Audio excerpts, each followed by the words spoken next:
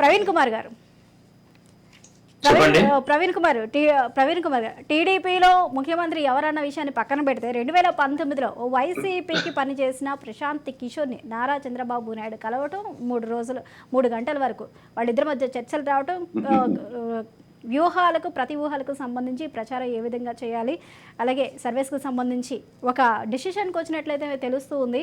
మరి గతంలో వైసీపీకి పనిచేసిన ప్రశాంత్ కిషోర్ని టీడీపీ వైపు తీసుకురావడానికి కారణాలేంటి? గెలిపే ధ్యేయంగా చేస్తున్నారా, లేకపోతే వైసీపీలో ఉన్న లోటుపాట్లు బాగా తెలుసు కాబట్టి ప్రశాంత్ కిషోర్కి అది మీకు ప్లస్ అవుతుంది అనుకుంటున్నారా? రాజకీయాల్లో వ్యూహాలు ప్రతి వ్యూహాలు అనేది సహజం అండి. ప్రశాంత్ కిషోర్ అనే వ్యక్తి ఒక స్ట్రాటజిస్టు. అతను 2019లో జగన్మోహన్ రెడ్డి గారే ఆయన ఒక వేదిక మీద పరిచయం చేసినారు. ప్రశాంత్ కిషోర్ మన పార్టీ తరఫున వైఎస్ఆర్ పార్టీకి పనిచేస్తారని. తర్వాత జగన్మోహన్ రెడ్డి మీరు కొంచెం కెమెరాని కొంచెం వెనక్కి పెట్టుకోండి, మీరు ఫుల్ గా కనిపించేలా పెట్టుకోండి. జగన్మోహన్ రెడ్డి గారిలో ఆయనకి ఏం నచ్చలేదో, ఈయన స్ట్రాటజీస్ ఆయనకు పనికిరావు అనుకున్నాడో, లేదా జగన్మోహన్ రెడ్డి గారు నేనే ఇప్పుడు అపరం మేధావిని, నాకు ఎవరి స్ట్రాటజిస్ట్ అవసరం లేదు, నేను ముఖ్యమంత్రి అయిపోయినా అనుకున్నాడో, వాళ్ళిద్దరి మధ్యన ఎందుకు విభేదాలు వచ్చినాయో. ప్రశాంత్ కిషోర్ అనే వ్యక్తి అతనే పొలిటీషియన్ కాదు, అతను స్ట్రాటజిస్టు. ఎవరికైనా పనిచేస్తాడు. తెలుగుదేశం పార్టీ వాళ్ళు కూడా ఆయన వచ్చి అప్రోచ్ అయినాడు. అయిన తర్వాత తెలుగుదేశం పార్టీ వాళ్ళు మా అధినాయకుడు చంద్రబాబు నాయుడు గారితో కలుద్దారని చెప్పేసి మా యువ నాయకుడు లోకేష్ బాబు గారు పిలుచుకొని వచ్చినారు. దాంతో ఒక ఎలక్షన్ లో ఒకవైపు ఉన్న వాళ్ళు మళ్ళా ఇంకొక వైపు పనిచేయకూడదనేం లేదు. ఇవన్నీ రాజకీయాల్లో సర్వసాధారణమైనవి. జగన్మోహన్ రెడ్డి గారు ఫస్ట్ ఎమ్మెల్యే సీట్లను మారుస్తున్నాడు అంటే కనుక మార్చాల్సింది ఎమ్మెల్యే సీట్లను కాదు, జగన్మోహన్ రెడ్డి గారు మారాల. 4.5 సంవత్సరాలుగా ఆయనకు సువర్ణ అవకాశం ప్రజలు ఇచ్చినారు. 151 సీట్లతో ఆయన అధికారంలోకి వచ్చిన తర్వాత ప్రజలలో తిరుగుతూ ప్రజలలో మమేకమైతూ ఆయన ఎంతో రాష్ట్రాన్ని అభివృద్ధి చేస్తాడనే ఒక అవకాశం ఏమంటే ఆ అవకాశంతో నమ్మకంతో ప్రజలు ఆయనకు ఓట్లేసి ముఖ్యమంత్రిని చేసినారు. ఆయన ముఖ్యమంత్రి అయిన తర్వాత 4.5 సంవత్సరాల్లో ఆయన ఎక్కడికైనా ప్రజల్లోకి వచ్చినాడా, ప్రజా సమస్యలు ఏమైనా పట్టించుకున్నాడా? ఎంతసేపు ఉన్నా కూడా వైఎస్ఆర్ కాంగ్రెస్ పార్టీ ప్రభుత్వం ఎట్లుందంటే అన్యాయంగా ఎవరైనా తప్పును ప్రశ్నించినా, లేకపోతే అవినీతిని ప్రశ్నించినా, లేకపోతే ప్రజలు వాళ్ళ సమస్యలు చెప్పినా పోలీసులను అడ్డం పెట్టుకొని జైల్లో వేయడము, వాళ్ళపైన కేసులు పెట్టడము, వాళ్ళను బెదిరించడము తప్ప ఎక్కడే కానీ అభివృద్ధి.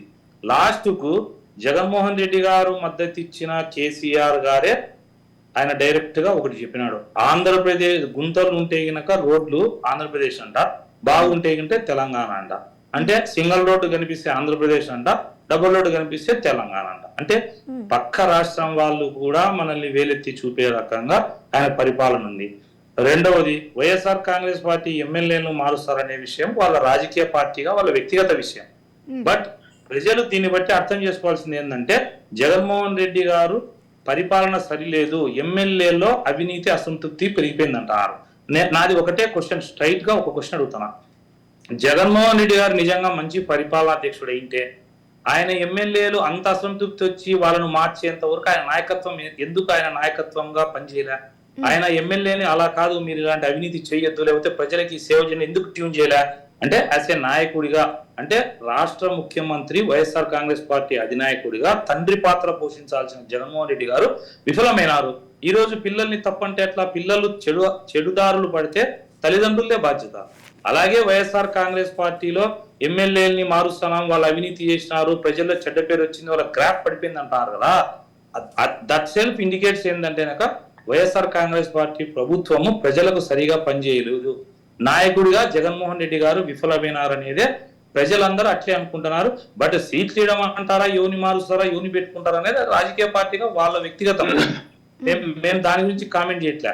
కానీ ఆ స్టేజ్ కు పార్టీ పోయింది అంటే గనక ప్రజల యొక్క మద్దతు వైఎస్ఆర్ కాంగ్రెస్ పార్టీ కోల్పోయిందని చెప్పేసి అది ఒక క్లియర్ ఇండికేషన్. రెండవది, స్ట్రాటజిస్టు ప్రశాంత్ కిషోర్ గారు కూడా ఎక్కడైనా ప్రభుత్వం ఏది వస్తుందంటే స్ట్రాటజీలు ఈ సర్వేలు చేసే వాళ్ళు ఎలా ఉంటారంటే గవర్నమెంట్ ఏది వస్తుందో ప్రజా మద్దతు ఎవరుకుందో వాళ్ళ వైపే మొగ్గు చూపుతారు, అది సర్వసాధారణం. ఆ కోణంలో కూడా ప్రశాంత్ కిషోర్ గారు ఆయన కూడా తెలుగుదేశం ప్రభుత్వం రాబోతోంది, జగన్మోహన్ రెడ్డి మనము చేసిన స్ట్రాటజిస్ట్ కానీ లేకపోతే వాళ్ళిద్దరి మధ్యన ఏ విభేదాలు వచ్చినాయో మరి వాళ్ళిద్దరికీ తెలుస్తాయి కానీ మూడో వ్యక్తులు మనకు తెలియవు. బట్ ఏది ఏమైనా కూడా ప్రశాంత్ కిషోర్ గారు కూడా వచ్చి చంద్రబాబు నాయుడు గారిని కలిసినారంటే జగన్మోహన్ రెడ్డి పని అయిపోయిందని ఆయన కూడా డిసైడ్ అవుతుందని చెప్పేసి నా అభిప్రాయం.